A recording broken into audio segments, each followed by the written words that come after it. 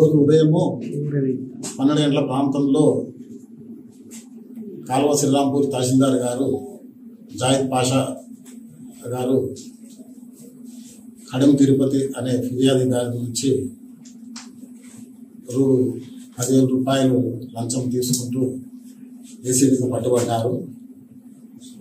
ఆయన ఈ పైసలు తన ప్రైవేట్ డ్రైవర్ అయిన అంజాద్ మరియు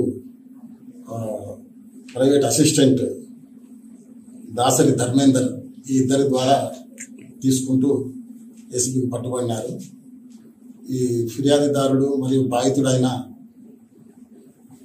కడెం తిరుపతి ఇతను మందమర్రి టౌన్ వాస్తవ్యుడు, మందమర్రి టౌన్ మంచిర్యాల జిల్లా వాస్తవ్యుడు. వీళ్ళ తండ్రి మల్లయ్య గారు సుమారు 15 సంవత్సరాల క్రితము కాలువ శ్రీరాంపూర్ మండలంలోని పందిళ్ళ గ్రామ శివారులోని 28 గుంటల భూమిని కొనుక్కోవడం జరిగింది.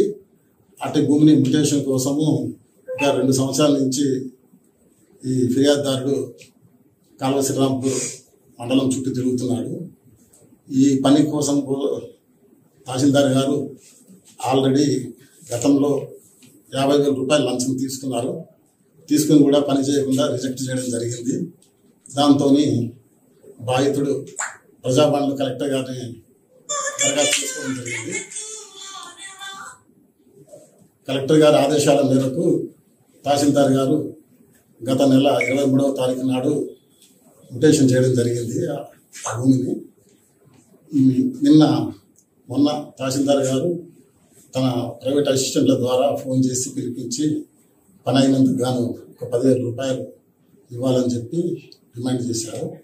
తర్వాత ఆయన బ్యాంక్ లోన్కి అప్లై చేయడం కోసం తనకి మాన్యువల్ ఇది కావాలని చెప్తే, మాన్యువల్ పట్టా కావాలని చెప్తే 10,000 ఇస్తే మీకు మాన్యువల్ పట్టా సంతకం పెట్టిస్తాను, నీకు పని చేసి పెట్టినా కదా అని చెప్పి ఆయన డిమాండ్ చేస్తే ఆ డిమాండ్ మేరకు మమ్మల్ని ఆశ్రయించడం జరిగింది.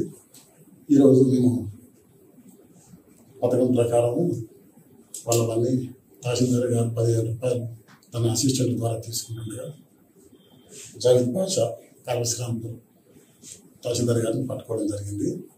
ముగ్గురు నేరస్తులని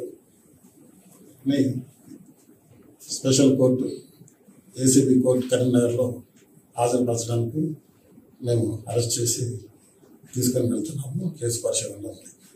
బాధితుడు మాకు మొన్న సంప్రదించారు.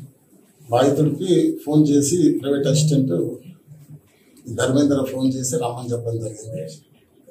వచ్చి ఫోన్ చేసి ఇట్లా సార్ 10,000 తీసుకురామంటున్నారు అని చెప్తే మాకు సంప్రదించుడు వచ్చి మాకు దరఖాస్తు ఇస్తే మేము ఇక మా ప్రొసీజర్ ప్రకారం